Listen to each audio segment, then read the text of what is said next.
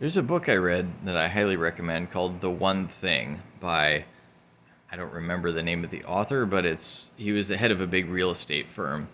And the gist of this book, which I thought was really, really impactful for me, because, well, maybe I'll back up and kind of tell you a bit about my story. So I'm kind of the typical serial entrepreneur stuff that I see all these shiny objects and I want to chase them all.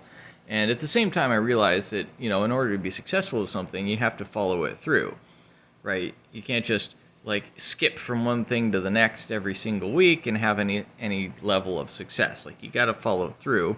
And I tend to be fairly good at following through on stuff, at least as compared to most people. But I'm still interested in novelty, and I have all these ideas, and I see all these things that I want to do.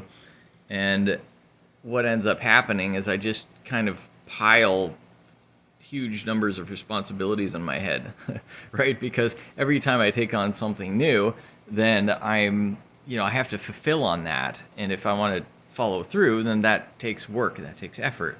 And then so every new thing, that just adds more work and more effort and more responsibilities.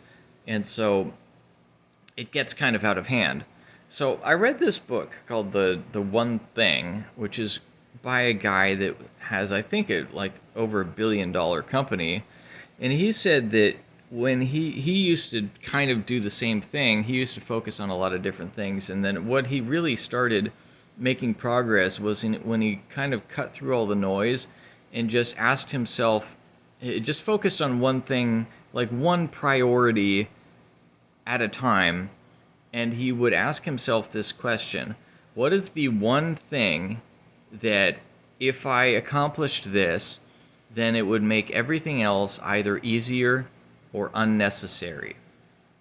Right? So what is the one thing I could do that would make everything else easier or that would make everything else unnecessary? And then ask that question every day, and then start your day with whatever thing the answer is, right? And then you can do this on multiple timelines as well. So for example, you have a yearly goal. So what is your goal for this year?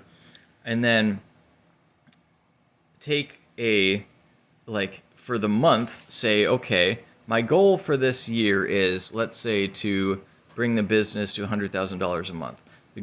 That's the goal for the year. That's where I would like to be by the end of the year. Well, what is the one thing that I could get done, that I could accomplish this month, that would make everything easier or unnecessary for getting to my yearly goal? Right? And then you come up with a monthly goal.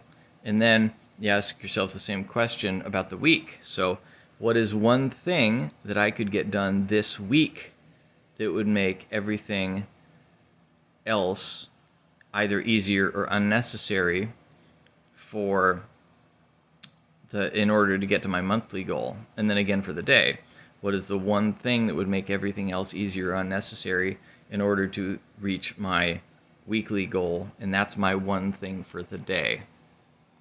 And so if you will do that, you're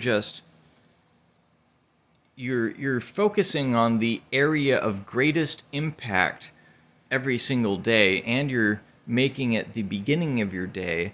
So you make a heck of a lot more progress than if you just split your focus in a bunch of different directions, right? You're constantly reorienting yourself to what is the one thing that is going to move the needle the most.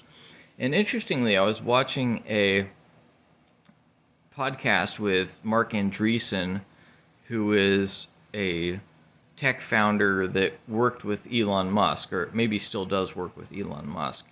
And the host was asking, like, how is it possible that Elon Musk gets so much done? Like, how is it possible that he owns all of these companies and he has been, like, innovated all of these amazing things, and yet somehow he's like the top ranked guy in the world at Diablo, which is an online video game, and he tweets like 50 times a day. Like, how is it possible for one guy to do all of this stuff?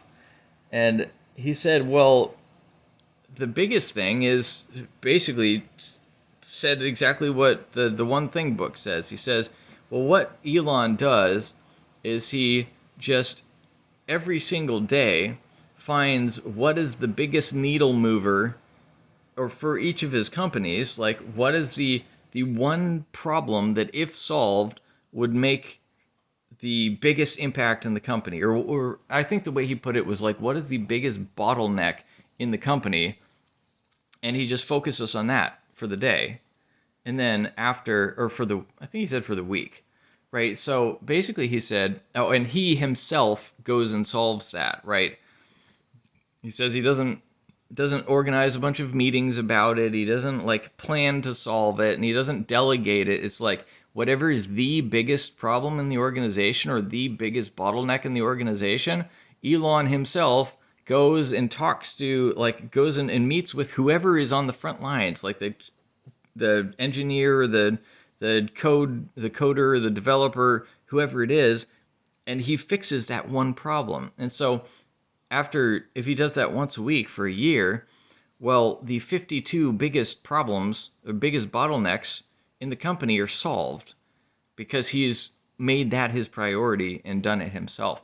So I found the strategy to be highly effective, and I totally recommend the book, even though I just kind of summarized it for you. This is, there's some books that you can kind of summarize it and you understand the whole book, and there's not really much value in reading the book after that. It's just one kind of big idea. This is one that I actually do recommend reading, and I'm actually rereading it right now. So hope you found that helpful. I'll see you in the next one.